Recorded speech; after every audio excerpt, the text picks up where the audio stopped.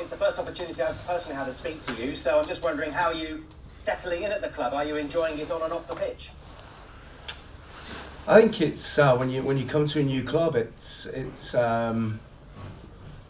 full on. You're trying to get to know everyone and how it works, as well as having sort of plenty of games. So yeah, I've enjoyed it. Been made to feel welcome by the staff that are here and the players. So all good at the moment. And results would suggest you're settling in as well. What's been the biggest challenge with the players over the first few weeks? Well, I was left a good basis by the previous manager. Certainly defensively, had good base to build from, and they're in good shape. It just a little bit of confidence maybe, and just tweaking a couple of things. Nothing rocket science. Obviously, we brought a couple of players in to give us a little bit of a lift. And, like I said, I've really enjoyed working with the boys. They've been great. I speak to Nigel Pearson at Bristol City a lot, and he'd likely decide to draw a few more games, though either win or lose. You're the opposite. No one's drawn more games than you. Well, does that say that you're not too far away from putting in the right direction and turning those draws into wins? I think you only have to look at the stats and the data of our, where goals scored, goals against, and it'll tell you they're all close games. Really solid defensively, but we're a little bit. We need to do more at the top end of the pitch. Of course, we know that, but it's a fine balance, and we've got to make sure that we don't give up our defensive strength for all out attack, and we end up losing lots of games. It's about a fine balance, and we've just got to keep picking points up. We're still in a precarious position, so we've just got to keep, going along nicely and picking some points up. And without putting words in your mouth, is your search for new players ongoing as we head towards a busy Christmas period? Not necessarily. No, I think sometimes the answers are under your nose. I like to work with players, and it's not all about going and signing every Tom, Dick and Harry and in with the new and out with the old. We've got to try and help the boys that are here and try and improve them as players. Of course, you're always looking for improvement, and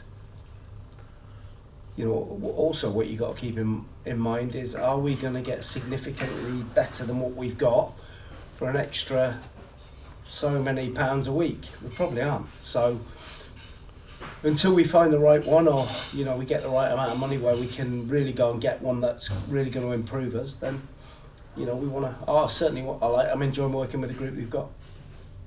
And tell me a bit about Jamie Andrews. He's extended his loan, which is good news. How's he settling in? You must be pleased with the progress he's making since he joined the club. So I think it's important that it was Jamie's second loan, not his first loan. Sometimes when you take boys on their first loan, they're not quite ready, and you can tell he's already had a loan in men's football at Leamington, and I watch quite a lot of under 23s, under 20s, 21s football. It's very difficult to pick a player because there's never a lot of tackling, there's never a lot of competitiveness. But Jamie is a bit different to that. He likes to get stuck in, he likes to run, and he can play as well. So he will only get better for the time he spends with us. He'll go back to West Brom a far better player. And what team news can you share going into the game tomorrow? Be a similar kind of squad as last week, apart from obviously Matt Worthington suspended. Yeah, is Charlie Wakefield back training? Charlie's back training, yeah. He's had a full week's training this week. So he's slowly but surely getting there. And I liked your answer to Sheridan when you obviously disappointed to lose Matt, but you said it's an opportunity for somebody else to come into the team and squad. Maybe is it an opportunity for you and Clark to feature this weekend?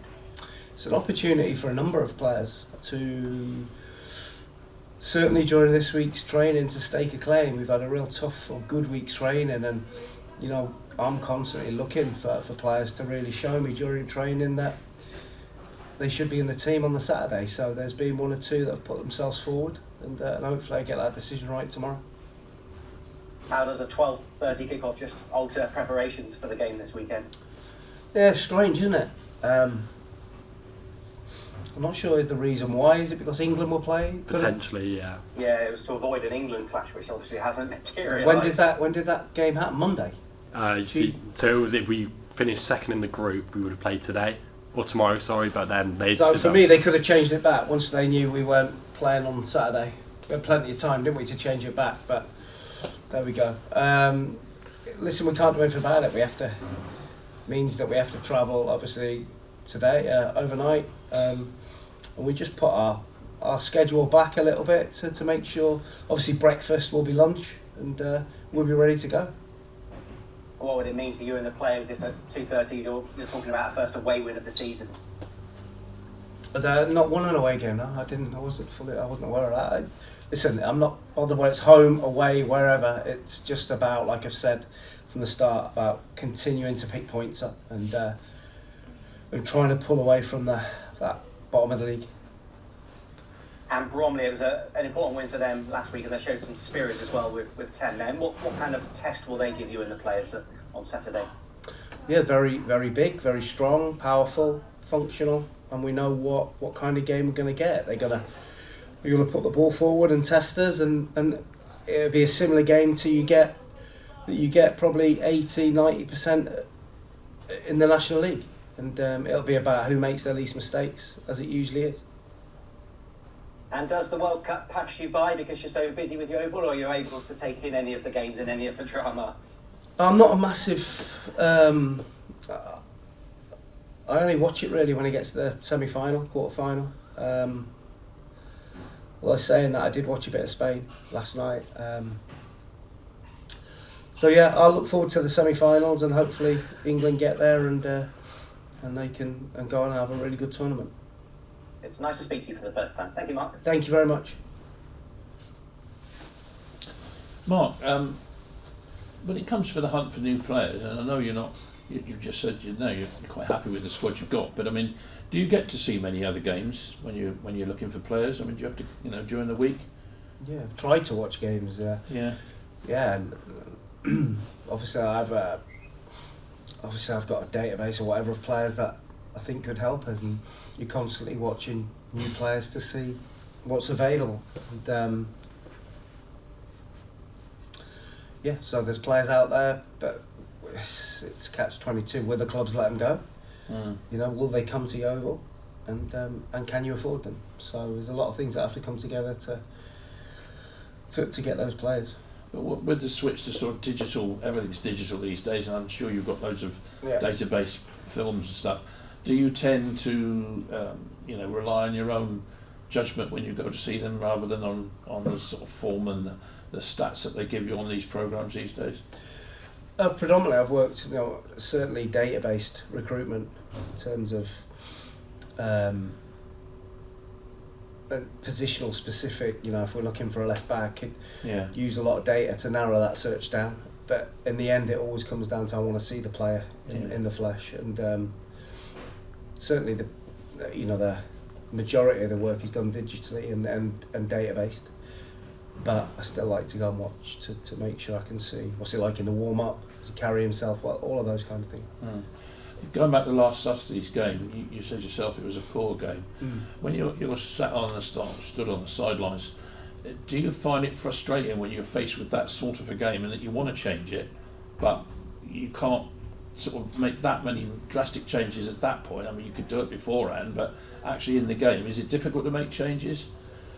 I think that's the job. Is you have to try and get your tactical decisions right and your substitutions right to try and help the players on the pitch. I think I kind of knew when I turned up on last Saturday with the weather what kind of game it was going to be. And it was a poor game, there's no sugarcoating that, but we had to win it, and we did. So everybody did their job. At the moment, it's not about us being free-flowing, super exciting, which eventually is where we want to be. It's about us making sure that we're in this league to start with. We're in this league next year, and then once we get some results, and we can start to build on that. Again, going to the game, Matty Worthington's booking and subsequent sending off What's your feeling on it now, having had a week to think about it? Because I get the feeling it was a bit sort of farcical almost. Well, nobody will ever persuade me that it was a red card Mm. or a second yellow from watching it 300 times. It wasn't. The guy has a kick out at Matty and pulls his foot back. Yeah. And Matty has every right to go over. It's not one where Matty's gone looking for it. It's not a yellow card and it's not sending off. It's very frustrating, and you can't appeal that because it's 2 yellows. Mm. So that is what it is. We can't affect that, and we're without Matty for the game on Saturday. Referees are always a sort of bone of contention, especially the standard of referees that we get in this league. Are you finding it frustrating at times? I think the frustration for me came that it was a real hard-fought afternoon, and we were trying to hang on to 3 points, and then we had to do it with 10 men.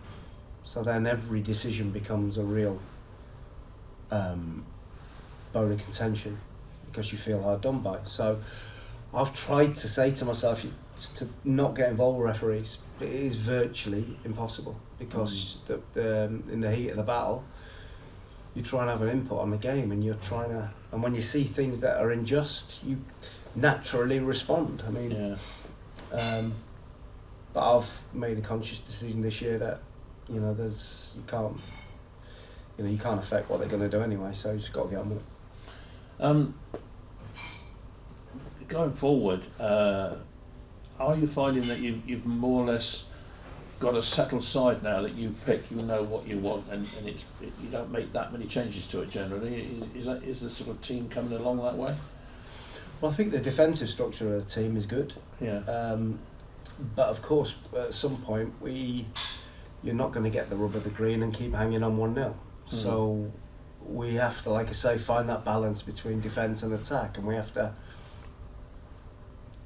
find a bit more of a threat going forward. That is for sure. So there could be tweaks along the way, of course, and every week there's an issue with an illness or an injury or a suspension. So you're constantly, tweaking and trying to find that magic formula. Louis Britton, any chance of him making a start soon, or? The same as we've got, you've got Louis, you've got Malachi, and Fish, you've got Andrew, Burry, that can all play up front. So we've got 4 boys there that can play up front, and it's about picking the right formula and the right formation, and hopefully get it right. Well, best of luck on Saturday anyway, and hopefully it'll be